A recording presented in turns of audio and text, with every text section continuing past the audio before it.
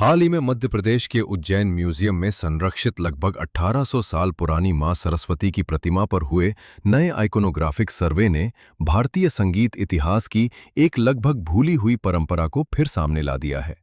दूसरी सदी ईस्वी के मालवा पीरियड से जोड़ी जा रही इस प्रतिमा की सबसे खास बात देवी के हाथों में दिखाई देने वाला म्यूजिकल इंस्ट्रूमेंट है।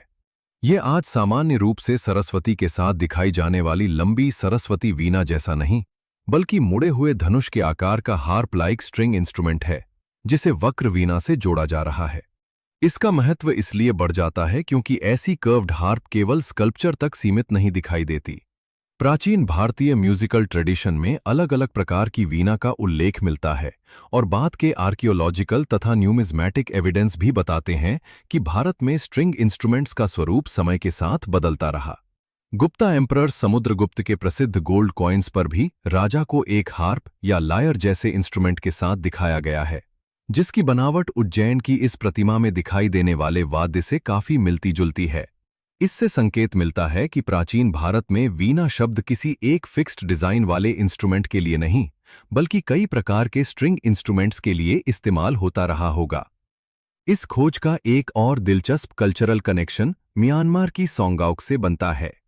सोंगाओक आज भी वहां बजाई जाने वाली ट्रेडिशनल आर्च्ड हार्प है, और उसका कर्व्ड स्ट्रक्चर प्राचीन भारतीय रिप्रेजेंटेशंस से समानता दिखाता है।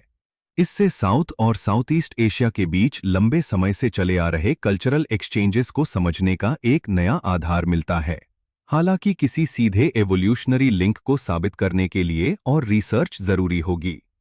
मध्य प्रदेश में चल रही डिजिटल डॉक्यूमेंटेशन और 3 डायमेंशनल मैपिंग ने इसी दौरान एक दूसरा आइकोनोग्राफिक पजल भी सुलझाया है। धर से मिली 12वीं सदी की एक प्रतिमा को लंबे समय तक सरस्वती माना जाता था, लेकिन उसके एट्रीब्यूट्स की नई जांच से उसे गॉडेस गायत्री के रूप में पहचानने का आधार मिला।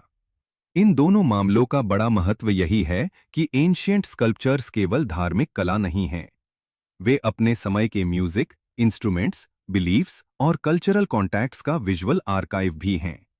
उज्जैन की यह प्रतिमा इसलिए खास है क्योंकि देवी सरस्वती की परिचित छवि के पीछे भारतीय संगीत के उस पुराने चरण की झलक मिलती है, जब वीणा का स्वरूप आज से बिल्कुल अलग हो सकता था।